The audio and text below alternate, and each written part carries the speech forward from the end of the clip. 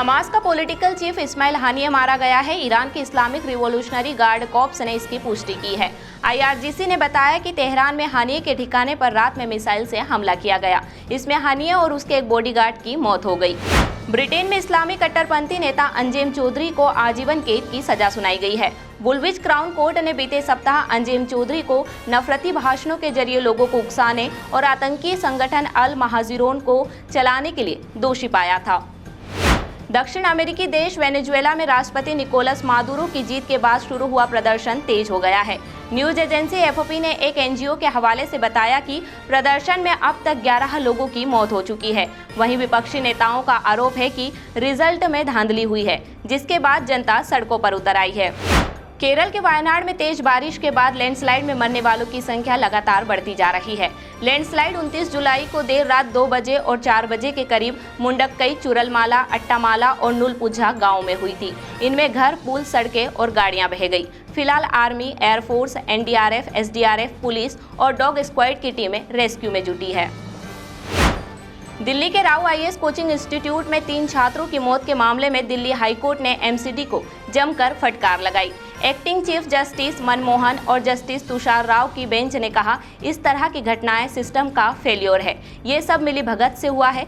सभी blame game खेल रहे हैं। किसी एक की जिम्मेदारी तय करनी होगी। नोएडा में घर में आग लगने से 3 बच्चियों की जिंदा जलकर मौत हो गई। घटना में पिता भी झुलस गया है।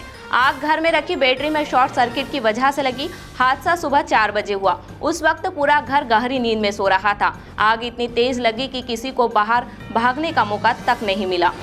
ईडी की टीम आयुष्मान भारत योजना में अनियमितताओं को लेकर नगरोटा बगवां से कांग्रेस विधायक RS बाली के घर और उनके निजी फोर्टिस अस्पताल की जांच कर रही है। इसके अलावा टीम देहरा से 2022 के विधानसभा चुनाव में कांग्रेस प्रत्याशी और प्रदेश कांग्रेस कोषाध्यक्ष डॉक्टर राजेश शर्मा के घर और उनके बालाजी अस्पताल के दस्तावेज खंगाले गए। आर्थिक अपराध शाखा ने फर्जी तरीके से डेयरी प्रोडक्ट विदेश भेजने के मामले में Jayshree Gayatri foods private limited factory के मालिकों के ठिकानों पर छापा मारा है। 25 से ज्यादा अधिकारी भोपाल और सीहोर में 12 से ज्यादा ठिकानों पर कार्रवाई कर रहे हैं। MP के खंडवा में जयपुर हैदराबाद सुपरफास्ट एक्सप्रेस में सफर के दौरान पोहा खाने के बाद फूड पॉइजनिंग से 16 लोग बीमार हो गए, जिसके बाद खंडवा में गाड़ी रुकवाकर उनका इलाज किया गया। बीमार हुए सभी सदस्य एक ही परिवार के थे। वहीं स्टेशन मास्टर को सूचना मिलते ही खंडवा में डॉक्टर्स की टीम तैनात कर दी गई थी।